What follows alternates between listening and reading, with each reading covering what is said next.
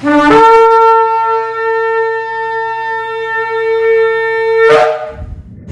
a todos, está la congregación 20 final del sector Chacaraya en Arecibo, a la Romana Rivera, donde comenzaremos una nueva parashá, un nuevo libro, un sefer, el libro de Shemot, el libro de Éxodo, y en esta nueva parashá, la parashá número 13, en el libro de Éxodo, que significa nombres, un buen significado es nombres, y comprende desde el capítulo 1 y versículo 1 hasta el capítulo 6 y versículo 1.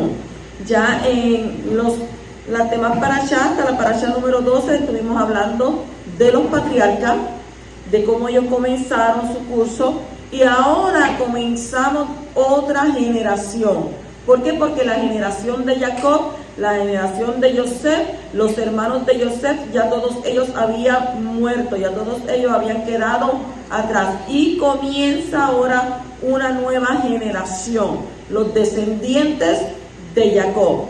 Entonces estos descendientes de Jacob estaban en ¿dónde? En Egipto, donde se multiplicaron. Y el nuevo faraón, teniendo que los israelitas se unieran a las fuerzas enemigas para derrocarlo, inició una política de opresión. ¿Para qué? Para reducirlos a la condición de esclavos, supervisado por crueles capataces que fueron forzados a construir las fortalezas y ciudades de almacenamiento de Pitón y Ramsés en la frontera de Egipto. Sin embargo, los intentos del faraón para reducir numéricamente la población judía resultaron ineficaces, porque su tasa de natalidad aumentaba decididamente. Tal es así que las mujeres daban a luz sextillizos, hasta 6 hijos. Entonces, tomando una drástica medida, el soberano egipcio ordenó a las parteras hebreas que mataran a los niños varones en el momento de nacer. Pero las comadronas desobedecieron por temor de Elohim, y el faraón ordenó entonces que todo varón recién nacido fuera ahogado en el río Nilo. Amram y Yochebed, miembros de la tribu de Leví, eran padres de 2 niños, Miriam y Aarón. Y poco después del decreto del faraón, Yochebed dio a luz a un segundo varón. Cuando ya no pudo mantener en secreto el nacimiento de su hijo, ¿qué hizo? Colocó a este en una arquilla de juncos que dejó entre las plantas de la orilla del río Nilo, bajo la supervisión de Miriam. La hija del faraón fue a bañarse en el Nilo, vio la arquilla y envió a una de sus servidoras a traerla. Y se dio cuenta de que había en ella un niño hebreo, y sintiendo piedad por él, decidió adoptarlo. Miriam se adelantó, y con el permiso que le diera la princesa para buscar un ama de cría, regresó con Yochebed, bajo cuyo cuidado el niño recibió más tarde enseñanza sobre las tradiciones de sus antepasados. El niño fue llevado al palacio real y se lo llamó Moshe, que significa extraído de las aguas. Después de haber madurado, Moshe fue a encontrarse con sus hermanos israelitas y observó su sufrimiento.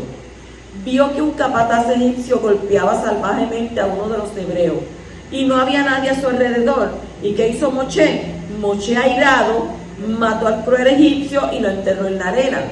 Y al día siguiente Moshe intervino en una disputa entre 2 israelitas, y uno de ellos le preguntó en tono insultante qué derecho tenía de juzgar a los demás y si intentaba matarlo como lo había hecho con el egipcio. Moshe comprendió entonces que su acción había ganado estado público y que su vida corría peligro, y en consecuencia, antes de que el soberano egipcio pudiera hacerlo capturar, él inmediatamente se desapareció de Egipto. ¿A dónde fue a parar? Fue a parar a Midian, en la región sudeste de la península del Sinaí. Y llegó a un pozo. ¿Qué nos hace recordar eso a nosotros? Nos hace recordar cuando Jacob fue, ¿verdad? Y estuvo cerca de un pozo, cuando Eliezer también, para buscar novia de Isaac, fue a un pozo también. Y eso todo en similitud. Y ahí tuvo él la oportunidad de proteger a las 7 hijas de Yitro, que era el conductor espiritual de Miriam. No que era Roé, el conductor espiritual de Miriam. Entonces, él era también jefe de unos pastores agresivos. Fue bien recibido por Yitro y trabajó como pastor de sus ovejas. Pronto se casó con una de sus hijas, Sípora, que dio a luz a dos niños, Gershom y Eliezer. Entonces, estando aquí Moshe y salvando a esta hija de Yitro, salvándolo de estos pastores agresivos, ¿qué pasó? Conoce por primera vez a Yitro. ¿Y qué pasó con Yitro? Lo hizo casar con una de las hijas, no podía dejarlo ir. Y entonces le dio a su hija, se casó con una de ellas. Tuvo 2 varones. Entonces, durante la estadía de Moshe en Midian, el faraón había fallecido. Moshe tuvo 2 años. Su sucesor continuó oprimiendo a los hebreos aún con mayor severidad, y estos clamaron por ayuda a Elohim. Mientras cuidaba las ovejas de Yitro en Joreb, Moshe tuvo una visión extraordinaria, una zarza que ardía sin consumirse. Y en tanto Moshe observaba esa maravilla, Elohim se dirigió a él por primera vez y le ordenó que se quitara los zapatos, pues se hallaba en el suelo sagrado. Luego le informó que sería el mensajero de Adón para sacar a los israelitas de Egipto y llevarlos a la tierra prometida. Moshe respondió que él era indigno de una tarea tan magna, pero recibió la promesa de la ayuda divina. Moshe preguntó entonces qué respuesta debería dar cuando los israelitas le preguntaron por el nombre, el Shem de Elohim. Y el Adón respondió que él podía ser revelado con la expresión Ehyeh Asher Ehyeh, el que soy. Después le dijo a Moshe que informara a los ancianos de Israel sobre la aparición de Elohim y que ellos deberían demandar al faraón que permitiera a los israelitas ofrecer sacrificio al Creador en el desierto. El soberano se rehusaría, pero después que hubiera sido azotado por las plagas de Elohim, se vería forzado a ceder y los israelitas abandonarían Egipto cargados de riqueza. Oiga, ya Abba le dijo el plan que él tenía. Él no los iba a sacar de la primera. Primero iba a hacer ¿qué? Él iba a forzarlo a ceder, pero él iba a ceder mediante ¿qué? Mediante las plagas por las cuales iba a ser azotado. Entonces Moshe arguyó que el pueblo no le creería, razón por la cual le fue otorgado el poder de obrar 3 milagros. Su bastón, que se transformaba en una serpiente cuando era arrojada al suelo, y esta, al ser tomada por la cola, volvía a su forma original. Y luego Moshe recibió orden de poner la mano sobre el pecho. Cuando la retiró tenía rastros de lepra, pero al repetir el movimiento la mano apareció nuevamente sana. Finalmente, si los israelitas no estuvieran convencidos, aún Moshe debía verter agua del Nilo sobre tierra seca y el líquido elemento se convertiría en sangre. Moshe se encontró entonces con el hermano en el monte Horeb y le contó todo lo que había ocurrido. ¿Quién era el hermano? Aarón. Al llegar a Egipto, reunieron a los ancianos de Israel, les revelaron las palabras del poderoso, y después de que Moshe hubo obrado los milagros, los israelitas proclamaron su fe en que Abba respondería a sus clamores en procura de ayuda, y todos se inclinaron para rendirle servicio. Moshe y Aarón se presentaron ante el faraón y le pidieron que permitiera a los israelitas salir a ofrecer sacrificios al Creador en el desierto. Pero el soberano no solo no accedió a esta demanda, sino que él impuso decretos aún más rigurosos contra los hebreos. ¿Qué hizo? Dijo, en adelante estos deberían ¿qué? Producir la misma cantidad de ladrillos que hasta entonces, pero no se les proveería de su paja. ¿Para qué? Para que facilitara la colaboración o la elaboración. No se lo permitieron. Los capataces hebreos fueron castigados porque sus cuadrillas no podían cumplir con esa tarea imposible. Sus ruegos al faraón para que se apiadara de ellos fueron rechazados y acusaron a Moshe y a Aarón de empeorar la situación. pero acuérdense que Abba había dicho que no lo iba a permitir. Sin embargo, en respuesta a las expresiones de frustración de Moshe, Yahweh le aseguró que el soberano egipcio se vería eventualmente compelido por el poder divino a dejar salir a su pueblo. Ahí entonces va Abba a entrar en acción. Esto nos deja saber a nosotros que cuando el hombre mete la mano, las cosas no salen como a veces nosotros queremos. Nos enseña que tenemos que permitir que cuando ya está todo recurso para nosotros acabado, entonces el poderoso dice, ahora voy yo. Y recuérdense que todo lo que él hace, lo hace ¿qué? Perfecto. En el capítulo 1 y versículo 7, esta parashá es bien extensa, mucha tela de donde cortar. Dice, pero los hijos de Israel fueron fecundos y aumentaron mucho y se multiplicaron y llegaron a ser poderosos en gran manera y la tierra se llenó de ellos. Y aquí entonces vemos cómo el poderoso cumplió su promesa de multiplicar a los hijos de Israel. ¿Dónde encontramos esto? En Génesis capítulo 17 versículo 2, capítulo 22 versículo 17, capítulo 26 versículo 4 y 24 y capítulo 48 versículo 4 de Bereshit. Ahí están las promesas que Abba dio de multiplicar a los hijos de Israel. En el capítulo 1 y versículo 9 dice, y dijo a su pueblo, he aquí el pueblo de los hijos de Israel es más numeroso y más fuerte que nosotros. Si ellos eran más numerosos y más fuertes, porque ellos tuvieron temor de un solo hombre, ellos podían derrocarlo. Entonces, si lo vemos desde una perspectiva profética, parece ser que este texto indica que el pueblo de Israel finalmente será mayor que el resto del mundo. O sea, estamos refiriéndonos a todos los que por medio de Yeshua son injertados en el pueblo Kadosh. ¿Según qué? Gálatas, capítulo 26 al 28. 4, 26 al 28, perdón. ¿Qué está escrito ahí? Pero la Jerusalén de arriba es libre, y esta es nuestra madre, porque escrito está, regocíjate, oh estéril, la que no concibes, prorrumpe y clama, tú que no tienes dolores de parto, porque más son los hijos de la desolada que de la que tiene marido. Y vosotros, hermanos, como Isaac, sois hijos de la promesa. Más serán los hijos de ¿qué?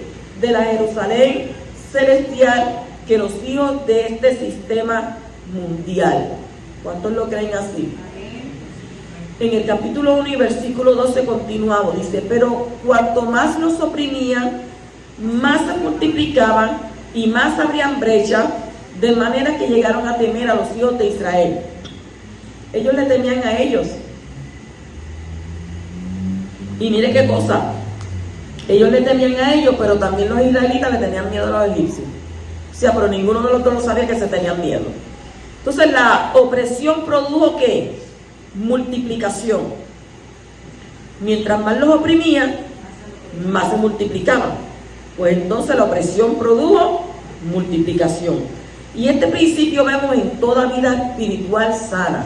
Si no hay algún tipo de opresión y persecución, nuestra vida espiritual no andamos bien, como está escrito en ¿dónde? Segunda de Timoteo, capítulo 3 y versículo 12. Y en verdad, todos los que quieren vivir piadosamente en el Mashiach, Yeshua, serán ¿qué? Perseguidos. No tengamos miedo de las persecuciones, sabiendo que son un medio para nuestra multiplicación. Cuando no hay resistencia, tendemos a aflojar para nuestra multiplicación. Cuando no hay resistencia, los conflictos y persecuciones nos mantienen ¿en qué? En constante alerta. Los conflictos y persecuciones nos mantienen en constante alerta y dependencia de nuestro Abba Kadosh. No te defiendas en los momentos de calumnia, ni en los momentos adversos, sino que multiplícate. En el capítulo 1 y versículo 17 dice, pero las parteras temían a Elohim y no hicieron como el rey de Egipto les había mandado, sino que dejaron con vida a los niños. Las autoridades han sido puestas por Elohim, como está escrito en Romanos, capítulo 13, versículo 1 al 6. El propósito principal de las autoridades es castigar al que hace el mal y honrar al que hace el bien, como está escrito en 1 de Kefas, capítulo 2, versículo 13 al 14. Someteos por causa del Adón a toda institución humana, ya sea al rey como autoridad o a los gobernadores como enviados por él para castigo de los malhechores y alabanza de los que hacen el bien. Las leyes de nuestro Abba son las que dictan lo que es bueno y lo que es malo, no por las de los hombres o la idea de la mayoría del pueblo. Lo que al poderoso considera correcto es correcto, y lo que el poderoso considera maligno es maligno. Así que las leyes de los gobiernos tienen que ajustarse ¿a qué? A las leyes divinas para cumplir con su función. Si un gobierno no cumple con el propósito divino, va a ser castigado y eventualmente eliminado por el poderoso que lo ha puesto en esa posición. Yo no sé si todos ustedes recuerdan que hubo un gobernador, no voy a decir el nombre, que él estuvo en una campaña tremenda. Y entonces, en esa campaña que él hizo aquí en Puerto Rico, cuando reunió a la gente en un estadio, él bajó como si él fuera un Mashiach. Y se proclamó Mashiach. Porque él estaba seguro de que él iba a ganar.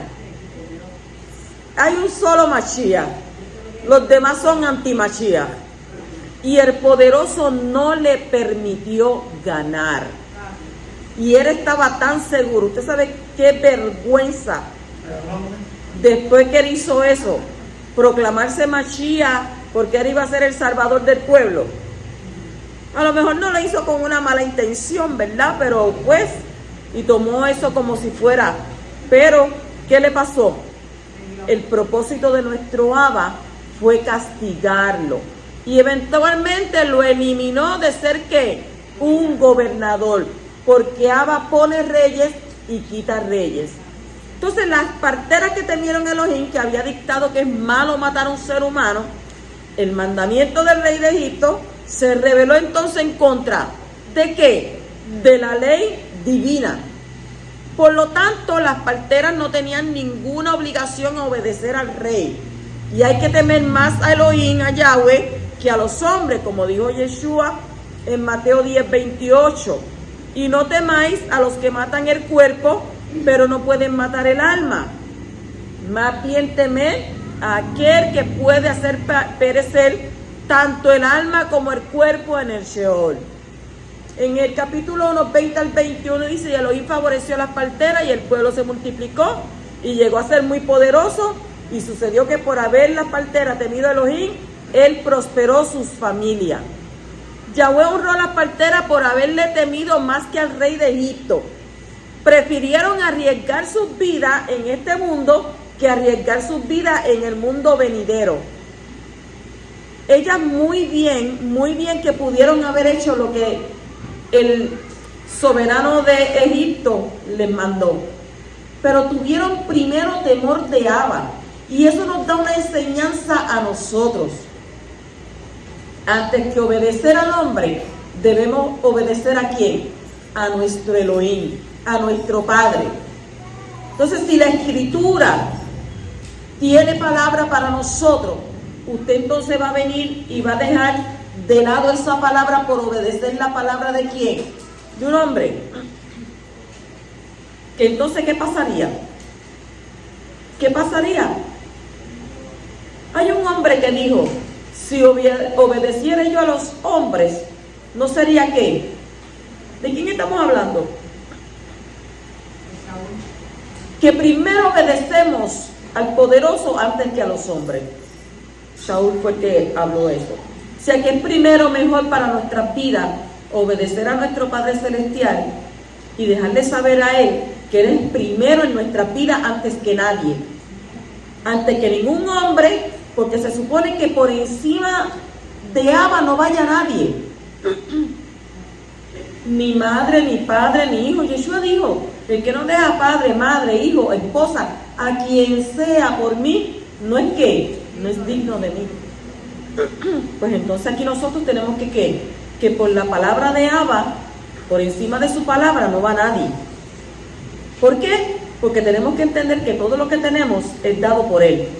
Y a la hora que Él quiera, Él nos la quita. O sea, no somos omnipotentes para decir, esto es mío y se acabó. No, porque por encima de ti hay alguien más poderoso que tiene la potestad de quitarte lo que tú dices es mío. Y Él mismo lo creó, porque nada traímos y nada nos llevamos. Él fue el que nos dio todo lo que tenemos en posesión hoy en día como bendición. Porque cuando usted vino, ¿qué usted trajo? Grito. Usted lo único que trajo fue grito. ¡Ah! ¿Pero por qué estaban gritando? ¡Ay, qué mundo cruel! ¿Qué es esto? Y no podía parar de gritar, ¿verdad que sí? Y grita. Y después, si era en el tiempo de antes, para colmo, ¿qué te hacía? Ya viniste como, o te pones como una tabla surfer, o después de ahí, olvídese, el mundo cruel. Pues entonces nada traemos y sabemos y tenemos que recordar que nuestro Abacadosh, desde el momento en que nacimos, todo lo que tenemos es bendición. En el capítulo 2 y versículo 2 dice, y la mujer concibió y dio a luz un hijo, y viendo que era hermoso lo escondió por 3 meses. Aquí se trata de que vio algo espiritual. El niño no solamente era bello de manera física, sino que había algo sobrenatural alrededor de su nacimiento. Dicen los Midrash que cuando Moshe nació, como que se alumbró el cuarto donde estaba. Eso es un milagro sobrenatural. Entonces lo cierto es que había algo muy especial con este niño y la madre tomó la decisión de ocultarlo durante 3 meses, exponiendo su propia vida para salvar a su hijo. Y esta obra fue tan importante que es mencionada en la lista de los héroes de fe en Hebreos capítulo 11 y versículo 23, donde está escrito, por la fe Moshe cuando nació fue escondido por sus padres durante 3 meses porque vieron que era un niño hermoso y no temieron el edicto del rey.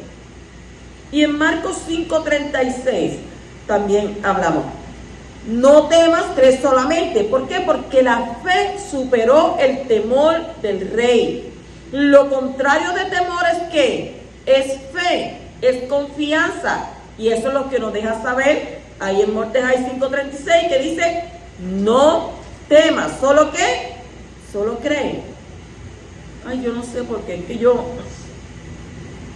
siempre dudo, yo siempre desconfío. Uy, ¿qué te dice la Escritura? No temas. Es más, hay otra parte de la Escritura que dice que a lo más que tú le temes, eso te viene. A lo más que tú le temes. Entonces, como la fe abre la puerta para que el poderoso pueda obrar en tu vida, el temor abre las puertas también para que el maligno pueda obrar en tu vida. Si tú tienes miedo, ¿qué tú estás dejando entrar? Abba. Porque aquel que confía en Abacadosh, aquel que cree en el poderoso, entiende y conoce y sabe que no temeré mal alguno porque tú estás conmigo todos los días de mi vida. Aunque mi padre, mi madre, quien sea me dejare, con todo eso tú me recogerás. Esa es la confianza que uno tiene que tener. Porque uno no puede tener confianza en el hombre, uno tiene que tener la confianza en Abba. ¿Por qué? Porque cuando tú tienes confianza en tu Padre Celestial, por consiguiente, tú vas a saber que el que esté al lado tuyo, el que camina al lado tuyo, Abba va a permitir que camine como derecho. No va a temer tú mal alguno. ¿Por qué? Porque Abba va a estar contigo. Pero si tú tienes temor a cosas que no deberías de tener temor, entonces estás abriéndole las puertas al maligno para que obre en tu vida. para que Él haga lo que quiera contigo. Y la Escritura dice, no ignoréis los dardos de quién, de la pastora, de la roa, del enemigo. No ignoréis. Nuestro campo de batalla es esto acá arriba, nuestra mente. Y a veces usted puede acostarse y hay miles de pensamientos y usted, mente, cállate, porque no quiere seguir escuchando y la mente ahí, y esto, aquello, y lo otro, y y quiere pasar esto, y puede hacer aquello, y mira esto, y tú, me voy a volver loco, se vuelve loco. Pero dice que el perfecto amor echa fuera el temor. Capítulo 2 y versículo 3 dice, pero no pudiendo ocultarlo por más tiempo, tomó una cestilla de junco y la calafateó. ¿Qué nos hace recordar eso a nosotros? El arca. La calafateó con asfalto y brea.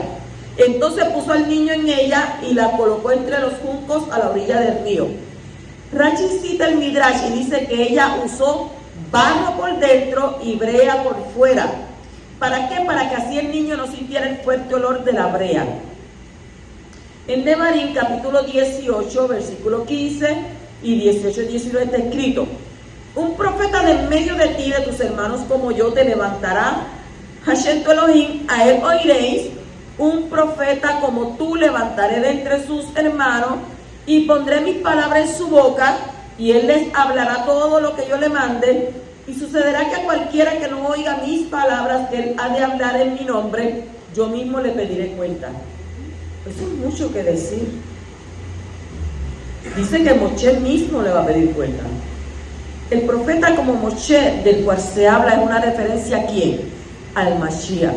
De esta manera podemos estudiar entonces la vida de Moshe y encontrar muchos eventos paralelos con la vida del Mashiach, Yeshua, como está escrito en Mateo 21:11. Y las multitudes contestaban: este es el profeta Yeshua de Nazaret de Galil. En Yohanan 6:14 está escrito: la gente entonces, al ver la señal que Yeshua había hecho, decía: verdaderamente este es el profeta que había de venir al mundo. En Hechos 3, capítulos 22-23 está escrito: Moshe dijo: Yahweh Elohim os levantará un profeta como yo de entre vuestros hermanos, a él prestaréis atención en todo cuanto os diga, y sucederá que todo el que no presta atención al pueblo, a aquel profeta, será totalmente destruido de entre su pueblo. Como Moshe fue expuesto a un peligro de muerte poco después de su nacimiento por causa del edicto de un rey malvado, así Yeshua tuvo que ser rescatado de las manos del rey Herodes. Vemos la comparación. ¿Qué pasó con el rey Herodes? También mató a ¿qué? Mandó a matar a los niños de 2 años para abajo. Mire qué malvado. Entonces, por causa, como Moshe fue expuesto a ese peligro, poco después el nacimiento por el edicto de un rey malvado, así Yeshua también. Entonces vemos las similitudes. Eso está escrito en Mateo capítulo 2, versículo 13 al 16. Dice: después de haberse marchado ellos, un malach de Eladón se le apareció a Yosef en sueño diciendo: levántate, toma al niño y a su madre y huye a Egipto. Yeshua también tuvo que descender a Egipto. Y quédate allí hasta que yo te diga, porque Herodes va a buscar el niño para matarle. Y él, levantándose, tomó de noche al niño y a su madre y se trasladó a Egipto. Y estuvo allí hasta la muerte de Herodes, para que se cumpliera lo que Eladón habló por medio del profeta, diciendo: de Egipto llamé a mi hijo. Entonces Herodes, al verse burlado por los sabios, pero aquí dicen magos, pero sabemos que eran ¿qué? Unos sabios, se enfureció en gran manera y mandó a matar a todos los niños que había en Betlehem y todos sus alrededores, de 2 años para abajo, según el tiempo que había averiguado de los sabios o de los magos. Y al mismo tiempo vemos cómo Moshe fue salvado del peligro de la muerte en el agua. De la misma manera, Yeshua fue sacado de las aguas de la muerte, como está escrito en el Salmo 18:16. extendió la mano desde lo alto y me tomó y me sacó de las muchas aguas. También pueden verlo en Jonás, capítulo 2, versículos 5 al 6, Salmo 69, 14 al 15. En el capítulo 2 y versículo 11. Y aconteció que en aquellos días, crecido ya Moshe, salió a donde sus hermanos, y vio sus duros trabajos, y vio a un egipcio golpeando a un hebreo, a uno de sus hermanos. La identidad hebrea en este joven fue más fuerte que la identidad del egipcio. La expresión sus hermanos indica una identificación muy poderosa en su interior. Él tuvo que pasar una crisis profunda de identidad. Se preguntaba, ¿quién soy? ¿Soy egipcio o soy hebreo? Finalmente tomó la decisión de seguir su corazón y unirse ¿con quiénes? Con los hermanos de sangre. Y esta misma experiencia está teniendo aquellos que se han criado en el mundo gentil, pero tienen sangre ya judía, un alma judía.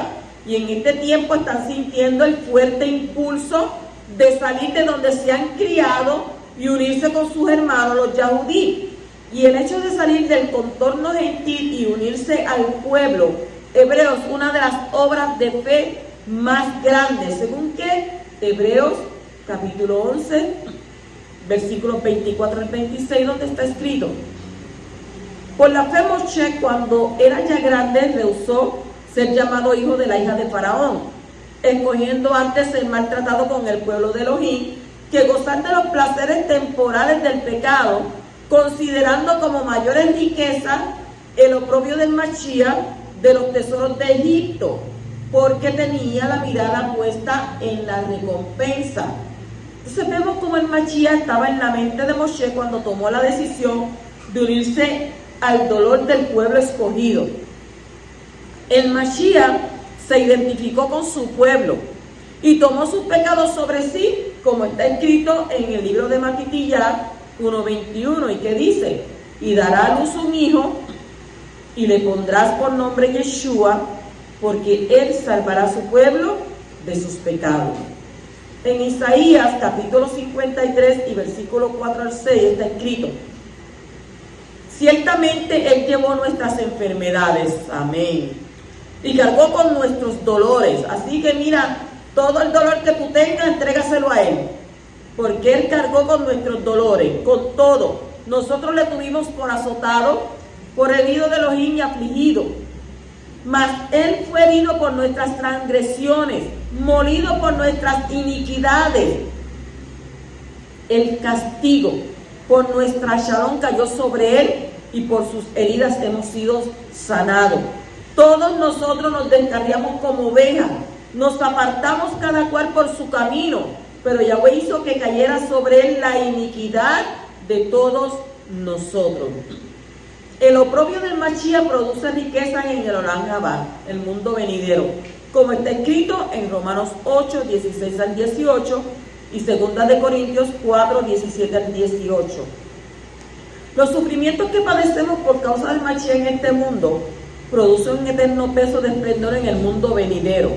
La manera de poder aguantar el dolor y el sufrimiento es estar pensando en lo que produce. Habrá una gran recompensa para los que sufren por causa del reino, como dijo nuestro maestro Yeshua en Lucas 6, 22 al 23. Dichosos sois cuando los hombres os aborrecen, cuando os apartan de sí, cuando los colman de insulto, cuando desechan vuestro nombre como malo por causa del Hijo del Hombre. Alegraos en ese día y saltad de gozo, porque aquí vuestra recompensa es grande en los Shamayim, pues sus padres trataban de la misma manera a los profetas. Moshe puso su mirada en la recompensa invisible que sería revelada en el futuro. También se fijó en el invisible, como está escrito en Hebreos 11:27. Por la fe salió de Egipto sin temer la ira del rey, porque se mantuvo firme como viendo al invisible. Los sufrimientos por causa del reino producen recompensa. ¿En dónde? en el Olam Jabá. Y todo tipo de sufrimiento en este mundo produce un carácter agradable para el poderoso. Si reaccionamos de manera correcta ante ellos, si no nos ponemos a pelear, a decir esto, aquello. ¿Por qué? Por cómo está escrito en Jacob capítulo 1, versículos 2 al 4, Romanos 8, 28 al 29. El propósito, escuche esto, el propósito de los sufrimientos que pasamos es que seamos moldeados conforme a la imagen del Hijo de Elohim, y esa es la meta que el Padre tiene para cada uno de sus hijos. ¿Por qué? Porque cuando Él te ve a ti, Él ve a quién? Ve a su hijo. Entonces Moshe decidió su identidad, porque acuérdense que cuando Yochebed le estaba a él criando, le enseñó todas las cosas del pueblo hebreo. Y luego él fue a parar, ¿a dónde? ¿A dónde lo llevaron? Al palacio. Y allí en el palacio él tuvo de todo. Fue un orador, fue un hombre prominente. Y entonces decidió dejar todo eso. ¿Y qué? Y acercarse a sus hermanos. No todo el mundo puede hacer eso. Viviendo holgadamente, conduciendo un Ferrari, a irse a conducir una bicicleta o un triciclo. Nadie lo va a hacer. Moshe no le importó todo el oro, todo lo que tenía en ese palacio. Decidió unirse al dolor del pueblo hebreo y asimilar con ellos como ellos son mis hermanos. A ellos son los que yo tengo que escoger. En el capítulo 2 y versículo 14 dice: y él respondió, ¿quién te ha puesto de príncipe o de juez sobre nosotros? ¿Estás hablando de matarme como mataste al egipcio? Entonces Moshe tuvo miedo y dijo: ciertamente se ha divulgado el asunto. Oiga, este hombre que le estaba hablando ni siquiera sabía que él estaba profetizándole. Y usted dice: pero ¿cómo va a ser? Si él lo que estaba ahí era insultándolo. No. Porque ¿qué fue lo que él le dijo? ¿Acaso que te ha puesto príncipe o juez de nosotros?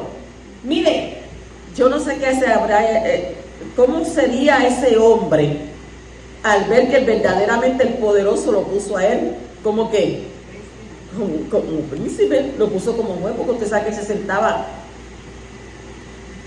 No sé qué le pasaría a este hebreo cuando vio que verdaderamente Abba lo puso a él como lo que él estaba expresando en ese momento. Entonces, Moshe fue rechazado la primera vez cuando vino a sus hermanos.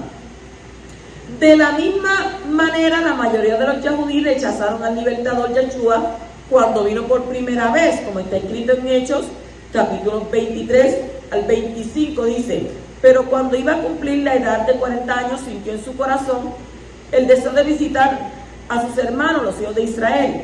Y al ver que uno de ellos era tratado injustamente, lo defendió y vengó al oprimido matando al egipcio. Pensaba que sus hermanos entendían que Yahweh les estaba dando libertad por medio de él, pero ellos no lo entendieron.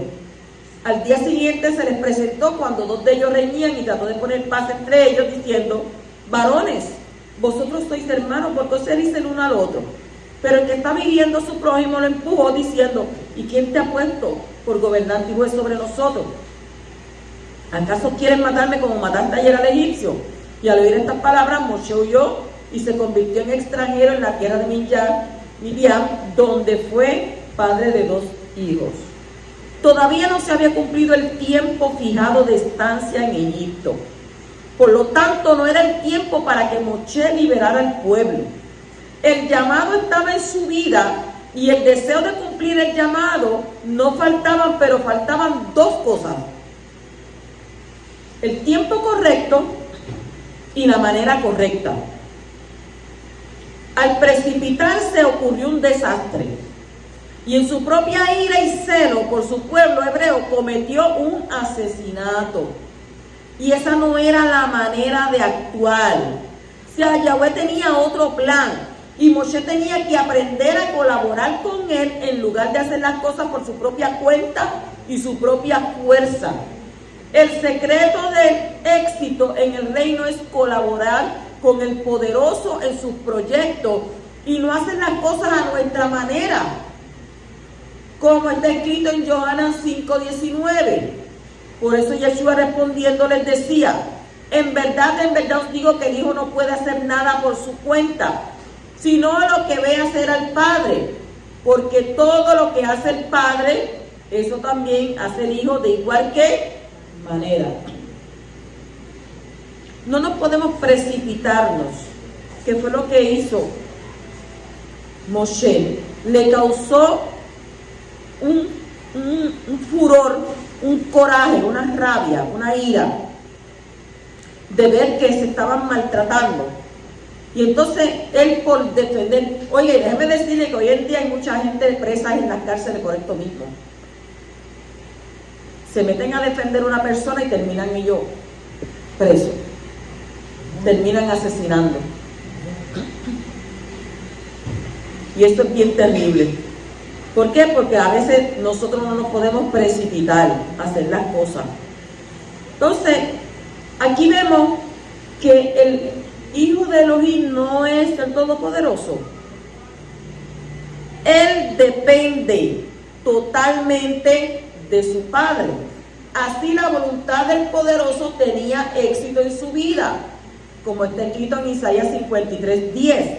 La voluntad de Yahweh en su mano prosperará. O sea, que Yeshua hace las cosas porque el Padre lo envía, porque el Padre lo permite. Y cuando Abba pone su voluntad en tu mano también prosperará.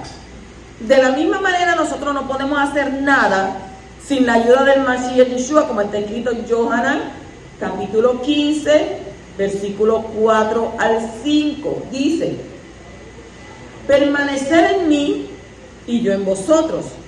Como el sarmiento no puede dar fruto por sí mismo si no permanece en la vid, así tampoco vosotros si no permanecéis en mí. Yo soy la vid, vosotros los sarmientos. El que me permanece en mí y yo en él, y ese da mucho fruto, porque separado de mí nada podéis hacer. Y yo digo, y todos aquellos que empezaron por el Espíritu terminaron por la carne, porque comenzaron diciendo que aceptaban a Mashiach, que Yeshua era el Mashiach, y entonces ahora dicen que Yeshua no es el Mashiach, que el Mashiach son ellos mismos. Entonces, ¿qué hacemos con estos textos bíblicos? ¿Dónde los ponemos? ¿Arrancamos la página? La escritura es clara. Separado de mí, nada podéis hacer. El Hijo, separado del Padre, nada puede hacer. Capítulo 3 y versículo 1 dice: y Moshe apacentaba el rebaño de Yitro, su suegro, el Cohen, el sacerdote de Millán, y condujo el rebaño tras el desierto, y llegó a Horeb, el monte de Elohim. Siempre se produce una manifestación y un encuentro sobrenatural si logramos atravesar el desierto espiritual guiados por el poderoso. Más allá del desierto está ¿qué? La revelación. Más allá del desierto está la revelación. Capítulo 3, versículo 2 dice: se le apareció el Malach de Hashem en una llama de fuego en medio de una zarza. Y Moshe miró, y aquí la zarza ardía en fuego y la zarza no se consumía. El poderoso se manifiesta en la tierra por medio de sus Malach. Muchas veces estos seres maravillosos se manifiestan como llamas de fuego, como está escrito en el libro de Hebreos, capítulo 1 y versículo 7.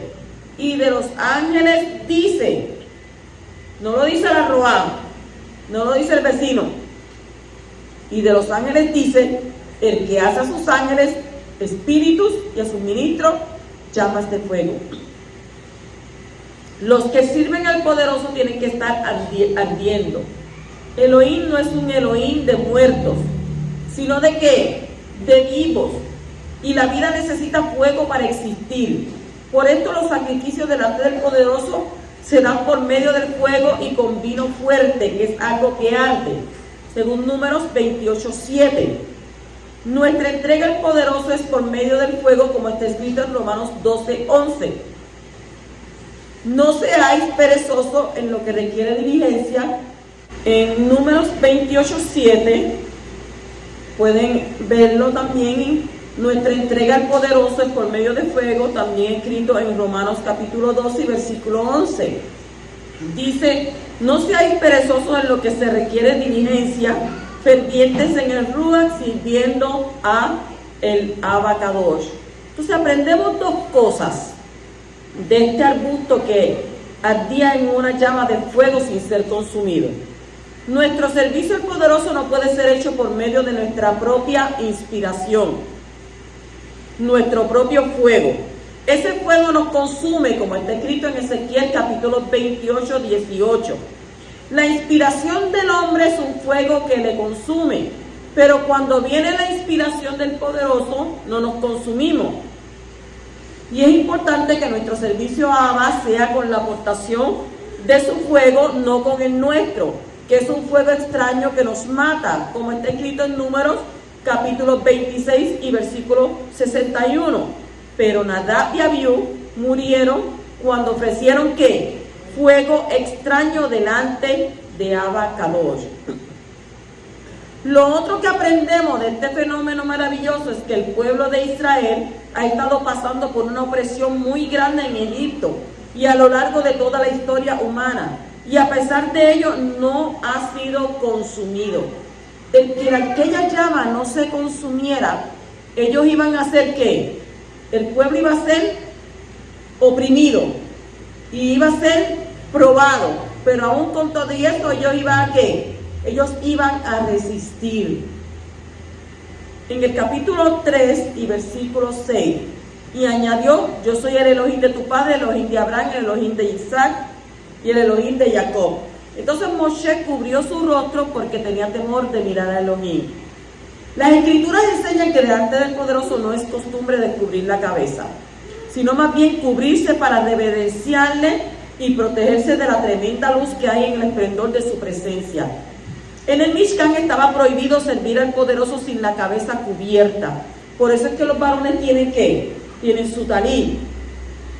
El sumo Cohen tenía que tener una cobertura sobre su cabeza en todo momento delante de Abba.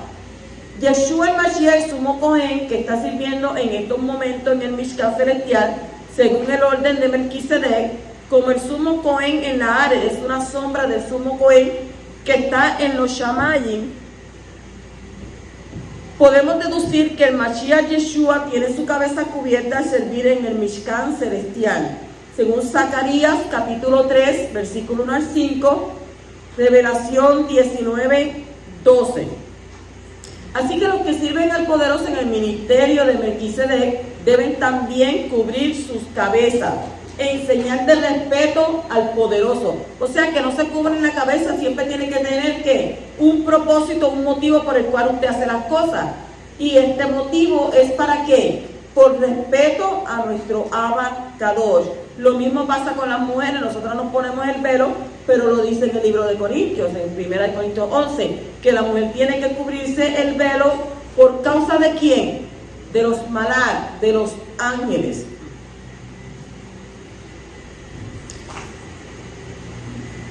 En el capítulo 3, versículo 12, dice: y él dijo: ciertamente yo estaré contigo, y la señal para ti de que soy yo el que te he enviado será esta: cuando hayas sacado al pueblo de Egipto, serviréis a Elohim en este monte.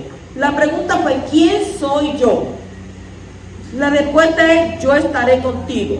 Moshe tenía que aprender que las cosas no se hacen a la manera propia. Ya aprendió que cuando hace las cosas por sí mismo, hay resultados que desastrosos. No se veía capaz en sí mismo de sacar a los hijos de Israel de Egipto, pero no fue lo que el poderoso quiso. No pensaba que Moshe lo iba a hacer solo, él iba a estar con él. Las cosas salen bien al hacerlas juntas con Abba. Moshe tenía que aprender una total dependencia de nuestro Padre Celestial y confiar en sí mismo. La dependencia del poderoso es uno de los secretos más grandes en el reino, como está escrito en donde, en 2 de Corintios 12:10. Por eso me complazco en las debilidades, en insultos, en privaciones, en persecuciones y en angustia. ¿Por amor a quién? A mí mismo. Por amor al Mashiach, porque cuando soy débil, entonces soy fuerte. Por eso la Escritura nos dice, diga débil, fuerte soy. Lo mismo en 2 de Corintios, capítulo 1, 9, 3, 5 y 15 al 10. Ahí también va a encontrar estos textos que apoyan lo que estamos hablando. En el capítulo 3, versículo 14 al 15, dice, y dijo Elohim a Moshe, seré el que seré. Y añadió, así dirás a los hijos de Israel, seré, me ha enviado a vosotros. Dijo además Elohim a Moshe, así dirá a los hijos de Israel, Hashem el Elohim de vuestros padres, el Elohim de Abraham, el Elohim de Isaac, el Elohim de Jacob, me ha enviado a vosotros. Este es mi nombre para siempre y con él se me hará memoria de mí en generación a generación. El Talmud de Jerusalén tradujo el versículo 14 de esta manera. Y la palabra del Creador dijo a Moshe, yo soy el que dijo el mundo, sé y fue. Y en el futuro le diré, sé y será. Y él dijo, así dirás a los hijos de Israel, yo soy, me ha enviado a vosotros. El Midrash dice, yo no soy llamado por ningún nombre permanente. Mi nombre varía de acuerdo con el modo en que mis acciones son percibidas por el hombre. Y usted dice, ¿cómo va a ser? Yahweh explicó, cuando yo me siento en juicio, yo libro guerra contra los malvados. Entonces, ¿cómo se llama él? Él es el que es llamado Sebaot. Cuando suspendo el castigo de un pecador, soy calificado como ¿qué? El Shaddai. Cuando yo soy misericordioso, me presento como ¿quién? Yod-Hei Vav-Hei. El nombre Yeh significa que al igual que yo estoy con ellos en este exilio, ahí estaré con ellos en sus futuros exilios. Y el mismo Midrash sigue contando que Moshe preguntó si no tenían suficientes sufrimientos ahora como para ser recordados los sufrimientos futuros. Yahweh le contesta que este nombre solo le fue revelado a él como su líder, pero los hijos de Israel solo deben mencionar el nombre Yeh para que sepan que yo estaré con ellos en esta aflicción. Entonces Yahweh le contesta que este nombre, ¿verdad?, le fue solamente revelado a él. Él lo conocía por ser ¿qué? Por ser líder.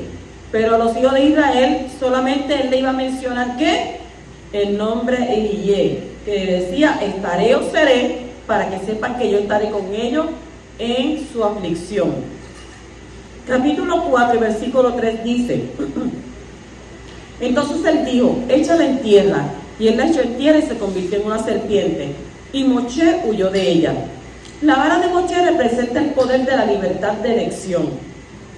Moshe estaba en pleno control de sí mismo. Pero cuando la vara fue arrojada a la tierra frente a la gente común, se transformó ¿en qué? En una serpiente. El símbolo de los deseos materiales.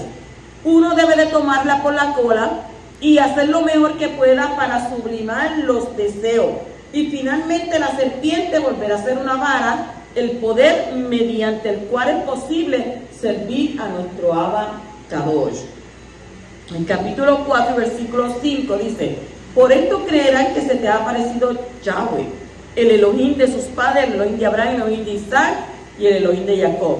Como Moshe fue enviado a los hijos de Israel con señales sobrenaturales, así también Yahshua el Mashiach. Los milagros confirman el mensaje del enviado por Abba, como está escrito en Yohanan, capítulo 5, versículo 36, que dice, pero el testimonio que yo tengo es mayor que el de Yohanan, porque las obras que el Padre me ha dado para llevar a cabo, las mismas obras que yo hago, dan testimonio de mí, de que el Padre me ha enviado. En Juan 10, 37 y 15, 24 nos hablan al respecto también. Capítulo 4, versículo 9 dice, y sucederá que si todavía no creen estas dos señales, ni escuchan tu voz, entonces sacará agua del río y la derramará sobre la tierra seca, y el agua que saques del río se convertirá en sangre sobre la tierra seca. El que no cree en las dos señales que el Padre ha dado acerca del Mashiach y resiste a Yeshua en su segunda venida, sufrirá la muerte y su sangre será derramada sobre la tierra. ¿Dónde dice? Revelación, capítulo 19, versículos 19 al 21. En relación con la segunda venida del Mashiach, las naciones gentiles representadas por el agua vendrán sobre la tierra de Israel, representada por la tierra seca, y allí morirán. Y se convertirá, ¿qué? En sangre. ¿Lo hemos leído o no? Referencia, Ezequiel, capítulo 38, versículo 39, Isaías 61, 1 al 4, y Revelación 14, 18 al 20. Así que nosotros procuremos ser, ¿qué? Procuremos ser esa agua, pero que seamos agua de ¿qué? Agua viva, llevando ¿qué? El mensaje de nuestro Creador y el mensaje que dejó su Hijo Yeshua Mashiach, que vino Él solamente ¿para qué? Para redimirnos. Por eso Él murió. Ese fue el objetivo. Redimirnos para que fuéramos ¿qué? Como dijo el Padre, para que todo hombre no perezca, sino que, ¿para qué? Sí, ¿para qué no quiere que perezca? Sino para que seas obteniendo tu vida eterna. Por tanto, tenemos que pensar en el tiempo venidero, no podemos pensar en este tiempo, porque lo que hagamos aquí, como decimos, cada cosa, causa y efecto tiene consecuencia. Pues tu causa en este mundo va a ser consecuencia de tu mundo venidero. Shabbat shalom.